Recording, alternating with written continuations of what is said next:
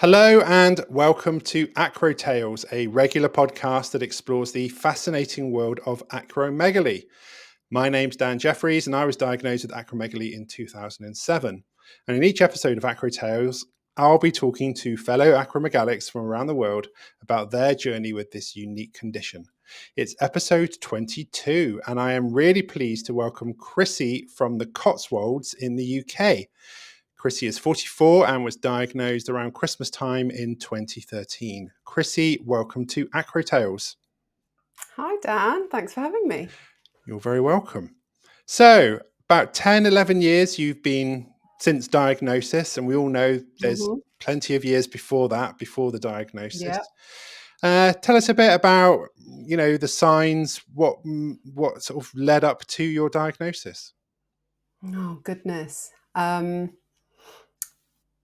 A bit like probably a lot of people, I forget what normal felt like and what symptoms were symptoms. But from what I remember from late teens to 20s was a lot of jaw pain, a lot of headaches, a lot of kind of anxiety, but that was, I thought, just part of being young and growing up. And yeah, I guess that led to diagnosis. I was incredibly fortunate to have a friend who knew how to connect the dots.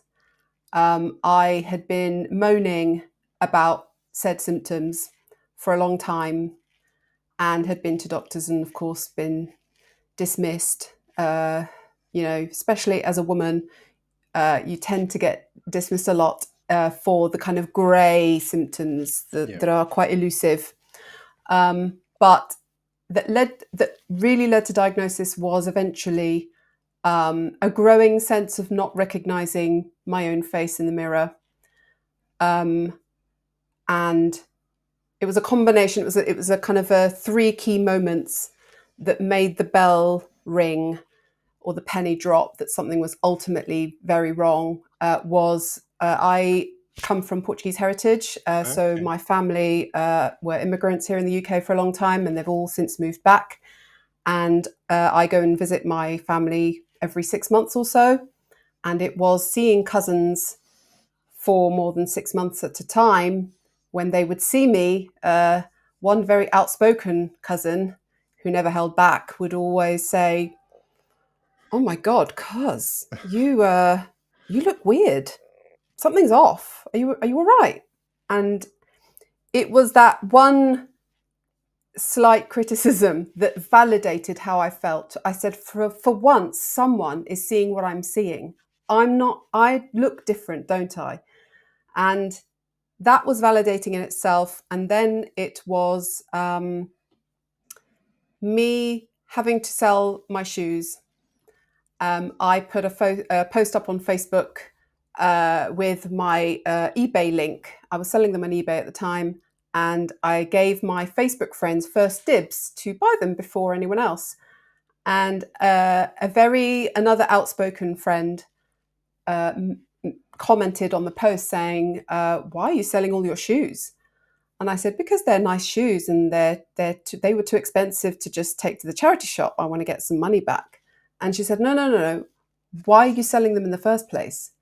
And I said, "They just don't fit anymore." And she said, "Are you pregnant?" And I certainly wasn't. I was very, very single at the time.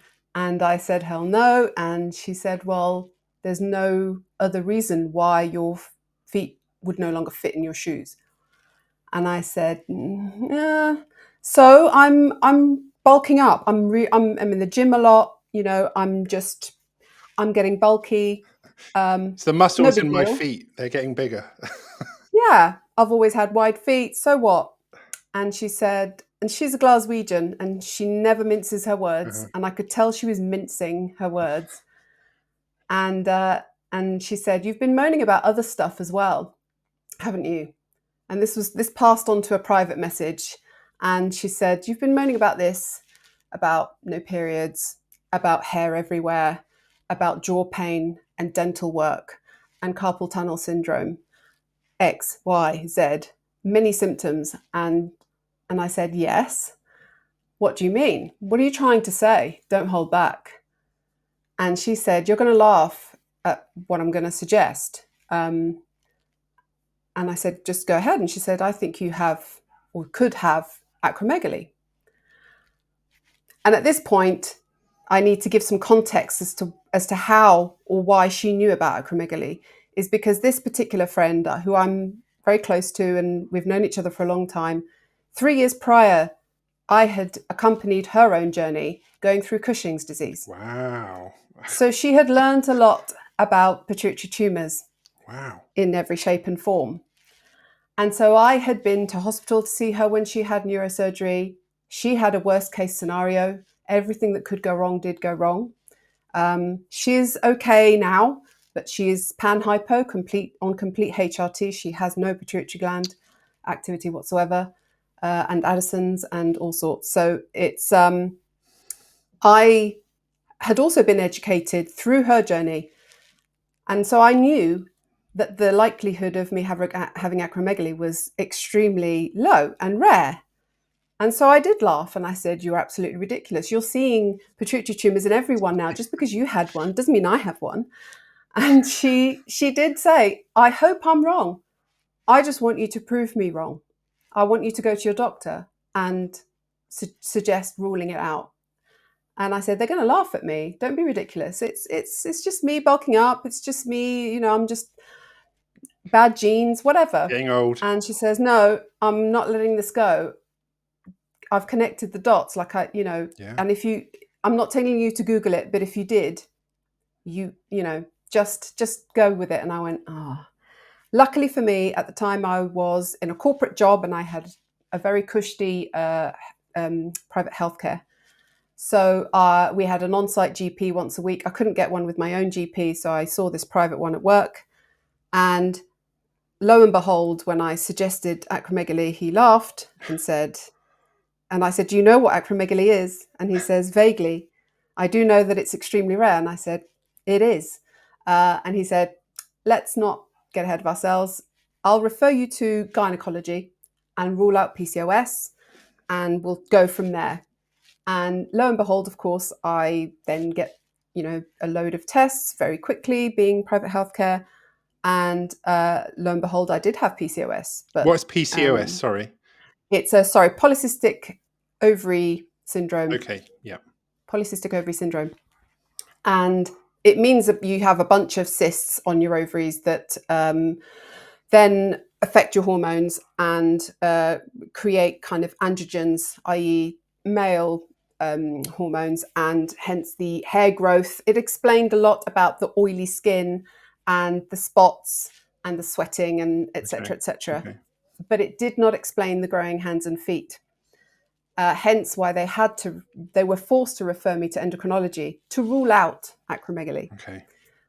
At this point, I had obviously done a lot of Googling, gone to Dr. Google, and the alarm bells rang very loud. There was a part of me that went, no, this is like me and my friend winning the lottery in the same week. Statistically speaking, it can't happen. It can't happen. And then my tests came back, and they obviously had to send me for an MRI. And when the results were ready, they asked me to come in to the hospital to discuss them. And I knew at that point, okay, if everything was fine, they'd sent me a letter. And so I took this friend with me for moral support because she was very well informed about hormones in general. So I took her along, and they both, my gynecologist and endocrinologist, were in the same room, and they both said, oh, hi, have you brought a relative or a sister? And I went, no, this is a close friend of mine. She's like the hormone expert. And they said, oh, really? Are you a doctor or a nurse? And she said, no. I just know a lot about hormones from having had Cushing's. And there was this kind of lull and silence in the room. And they said, hang on a minute, you had Cushing's? Yeah, 3 years ago. And you both know each other? Yeah, we've been friends for a long, long time. And they both kind of looked at each other and went, right. And the endo said, before we discuss your results, can you just do me a quick favor and show me a photo of yourself from 1 or 2 years ago? And that's when I knew. You knew. I knew. Yeah. Because I'd been looking at photos of myself going, the person I see in the mirror doesn't look like the person I remember being. And that's when I knew. And then she said, yeah, that photo alone would confirm it. But your tests, your IGF-1 also confirms it. You have acromegaly. And then that's when obviously the sounds far away. I just remember squeezing my friend's hand for her to take over because your mind's blown. And we went for a drink afterwards, and I bawled it. I cried not because I had acromegaly, because it was a relief to finally know what it was and to be validated and to be heard and whatnot. I cried because I knew what the worst case scenario looked like with my friend.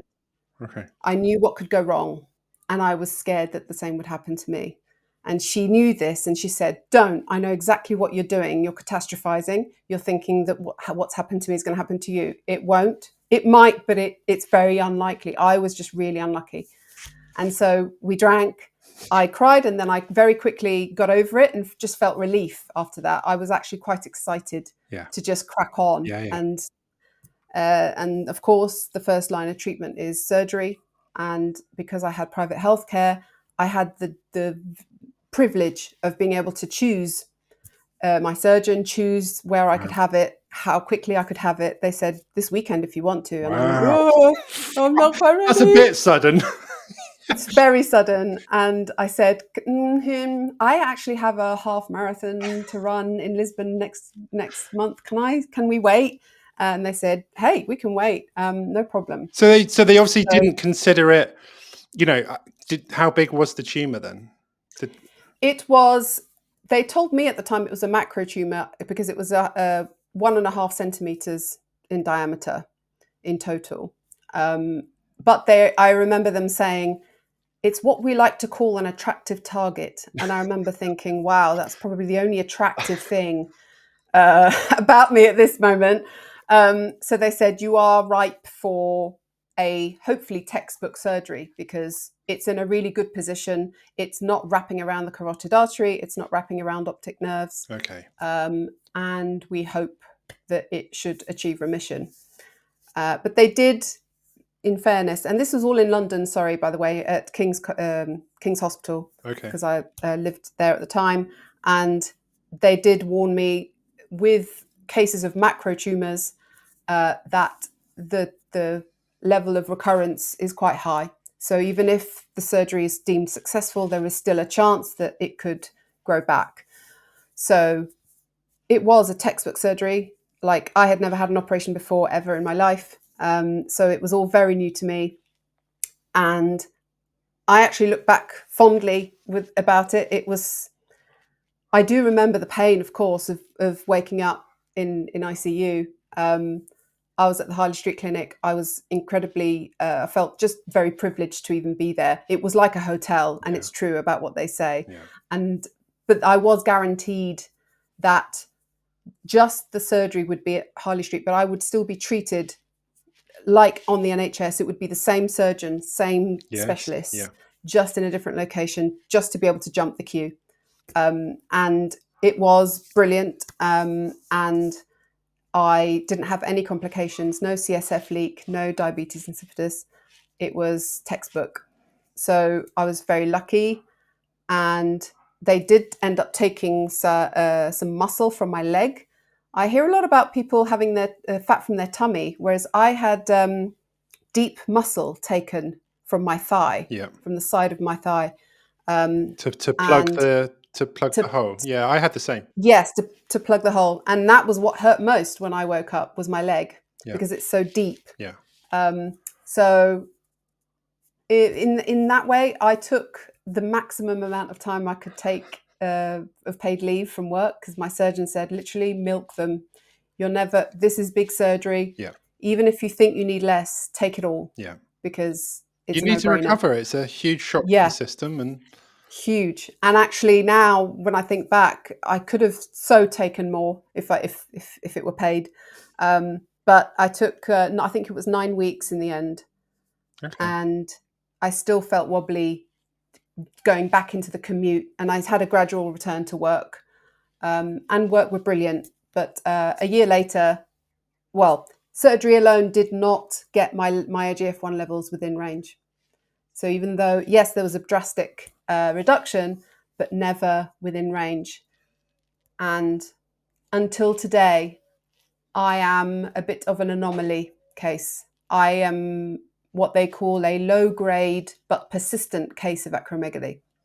So my IGF-1 levels have remained and hovered above the upper limit of what is deemed safe for a female of my age. So for the majority of my 30s, they were quite happy to not medicate, Right. because it was hovering just above the upper limit. Octreotide did not work prior to surgery. I forgot to say, medication-wise, it made zero difference. Right. After surgery, they did ask me, we would like to trial Cobergline. But having read what I had about the somewhat not so great results with acromegaly with Cobergline, because mine wasn't a prolactin secreting tumor, it was purely growth hormone secreting. Okay. I knew that perhaps it wasn't great, and the side effects were quite dark in nature, and I was very reluctant to go down that route, not shaming anyone who is on it. Of course. And I'm having to take it anyway. So they were very willing to not medicate me throughout my 30s, but they did say, once you hit your 40s, we will need to force you to take something. And hence, lo and behold, now I am being forced to, because I then since moved to the Cotswolds, and I had to change endocrinologist. Okay. Not that I had to, I would have been happy to continue going into London, but COVID came along and pituitary units were shut down, essentially, because we're not critical. Yeah. So this new doctor wanted to start from scratch and do all his own testing again, all his own imaging. And he said, I want you to go to Cambridge to do this special scan, the CT PET scan. And I did, and had another contrast MRI there, and bloods. And weirdly, my IGF-1 at their lab was deemed within normal limits. So I was ecstatic. I was like, I've never had a normal result ever in my life since diagnosis. However, Oxford Hospital were not convinced, and they only trust. I've since realised that hospitals only trust their own labs, and they each have different ranges. Right. And so I did a repeat blood test at Oxford, and still I remain slightly above what they deem normal limits. So they are saying that they've had their MDT meeting to discuss my scan, and they can't confidently say there is a viable target for a second surgery, and so they're forcing me to take Cobergline as a next step. So that's where I am now. I haven't started it yet. I'm picking up the prescription today. Wow. Today? Well, what a day to pick your your day Exactly. to do AcroTales. I mean, it's quite a remarkable story, Chrissy. It is, and isn't it? When you really think about, the rarity of you having it, and then your best friend having not the same, but a similar pituitary condition. I mean, that's just mind blowing. Yeah. I just want to take a step back. When you discovered this news, how did your family respond, or how did you get around telling your family? Because that's often one of the hardest things to deal with. The hardest, really, really hard. So I have quite a small family, and my dad obviously lives back in Portugal, and I hadn't really needed to tell him much about kind of all the investigations that I'd had with all the random symptoms. So I knew it would be a bit of a shock to him. Yeah. So I knew I had to word it carefully, with the added concern that he had lost his wife, my mum, very young as well. So I lost my mum when I was 23. She was 46. Wow. he would have been 47, and I knew that that would be an added worry for him. So I had to kind of just word it in a way, in layman's terms, and just reiterate and reinforce that it's not malignant. Yes, that's the key, isn't it? It's important to kind of say, and the reassurance that, that I'd had a friend to spot it. I'd like to say early, but that's hard to say because acromegaly is, as you know, It's a slow burner. probably takes a decade, a slow burner. But that I was in good hands and that I had private healthcare and that I would be in the best of hands regardless. And so, yeah, he was concerned, but Reassured, maybe. reassured. I'd kind of deliberated, and obviously having had the results at Christmas as well, and having to tell him over Christmas was hard. And then I had my Over the surgery in codfish. March. Yes, exactly. So Sorry, go so on. yeah, You had yeah, you went in December, and then you had the surgery in yeah, March once you'd done your yeah. half marathon. Yeah, because I'd Have to get been your training for this priorities. marathon, and I'm like, Well, I asked them. I said, look, I'm not at death's door, am I? So No, but I think that's we a can afford really to wait. important thing. Is, like you, some people are. This is the first time they've ever been ill or ever Hmm. been diagnosed with anything. And Yeah. actually, the fact that for a few months you could still live your life, it wasn't right. Hmm. We've got to rush her into hospital. We've got to do Mm. this treatment. You could still carry on with your life. Um, Yeah. and I think those who are recently diagnosed, if anyone is listening back to this, Hmm. unless you have a exceptionally large tumor that's resting on your Exactly. That's resting on the eye, optic nerves. yeah, Yeah, definitely. and there's real risk to life. Yeah. Actually, because I see a lot of people online going, I've been postponed again, and it's like, I appreciate that's frustrating, but Yeah. but but consider the fact that if you were at absolute risk, that would be far more dangerous. So Yeah. it's Yeah. it's an odd thing to wrap your head around, but It it's an is. Yeah. important thing to get your head around, I suppose. Yeah. Because it is such a slow burner. It's very rare that it's very aggressive. Yeah, yeah. I do know of someone else, weirdly, in my circle, in my network. I know another lady who has a very aggressive pituitary tumor, and that's another whole other story. Wow. But but often with acromegaly, it's a slow Yeah. burner of an illness, and so therefore there is no sense of urgency unless your optic nerves are being impaired or it's very, very close to the carotid artery and you're at risk somehow. But And you said that as everybody does, Dr. Google sort of came to the rescue, or was a mhm. source of information. Did you utilize social media as well? Did you join the UK I Facebook group or the acromegaly community? I did, and my friend, my good friend, she advised me to go onto the Pituitary Foundation website Ah, first, yes. Okay. to not just punch it into Google, Yeah. to just go onto the Pituitary Foundation, read all their guides and everything, and then I can't remember if she did mention at the time the Facebook group. I think I either searched for it myself or I'd heard of it on somewhere on the Pituitary Foundation website, but I did find it, and that is where you feel really, really validated, and you feel like you're getting the real deal of what you're up against because you're dealing with first-hand experiences from people who are living and breathing it, and Yeah. And but come off, through but it it. you yes, and also that every case is very, very individual. Yeah. That again, like with my friend, her case was very unique to her, and not necessarily going to happen to you. So yeah, definitely, and that's where I found you in the Facebook group. Yes. Lucky you. And um, so 10 years on, I mean, obviously it's had an impact on your life, but Very has much. it stopped you living?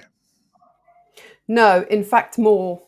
Um, I was, like I said, I was in a corporate job at the time, and those 9 weeks off work, when you have to relearn how to walk and relearn how to pee and relearn how to just do normal things, um, I had a lot of time on my hands to really gain perspective about my life and my lifestyle and things that affect my health, physical health and mental health and all those things. And actually just learning about acromegaly made me learn about the body and how it works. And it really gave me a lot of time to think about, okay, am I ready? Am I ready to go back to corporate life?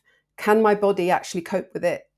And it was then that when I, on my phased return to work, that I stumbled upon reflexology, which is a holistic therapy. It was offered at my offices. I was, again, very fortunate to have that on site, because the fatigue that came, I actually discovered it prior to surgery. So Okay. when I was in the peak of like the illness, I was having to have loo breaks to get some shut eye. I used to have to lie on the floor in the toilets because it was the only room that had that where you could switch the light off, Wow.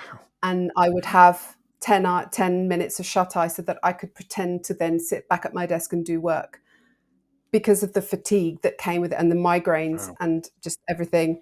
And I knew that in case surgery didn't kind of resolve that, was I able to keep doing that job? And it was then that I found reflexology, and it was the one thing that gave me so much relief.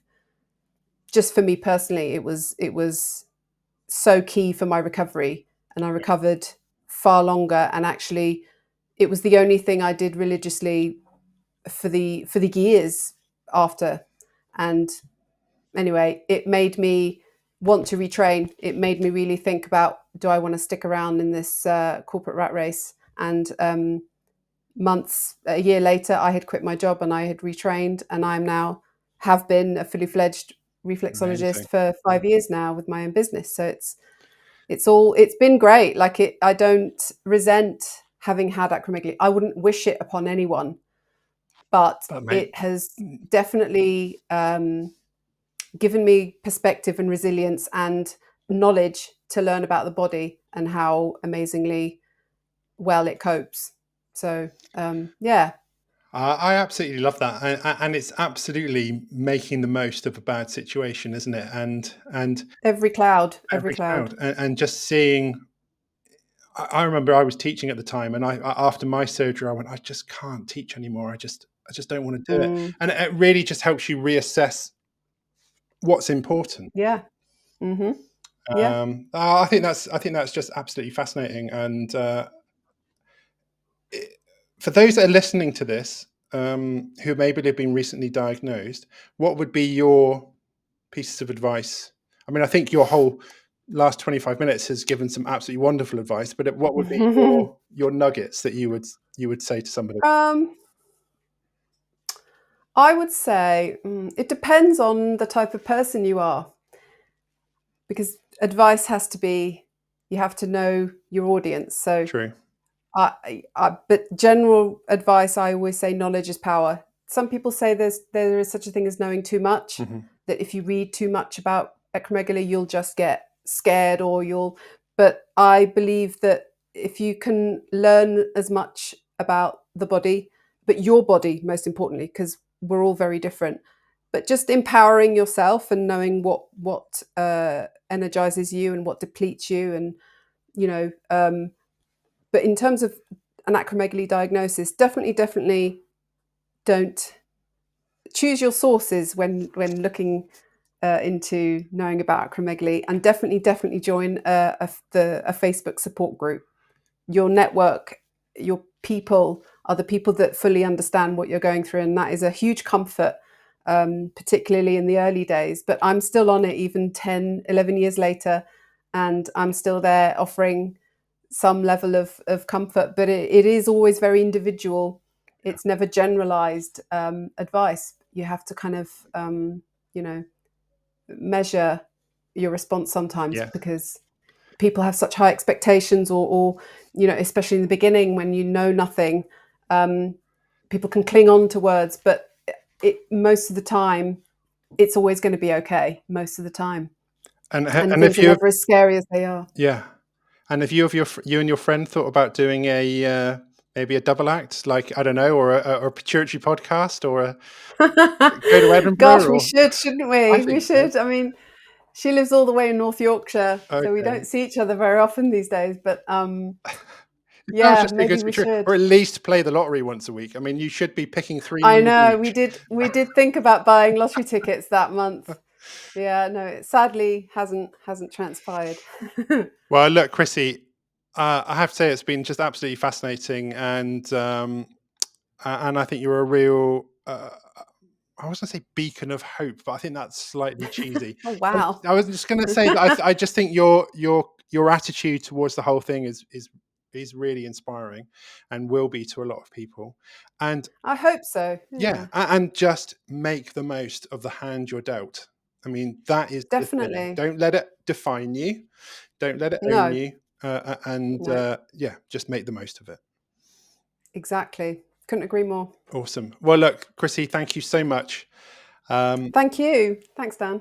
if you found Chrissy's story interesting, and how could you not, and you want to hear other Acro Tales, then head over to acrotales.com, where you can find the ever expanding library of interviews.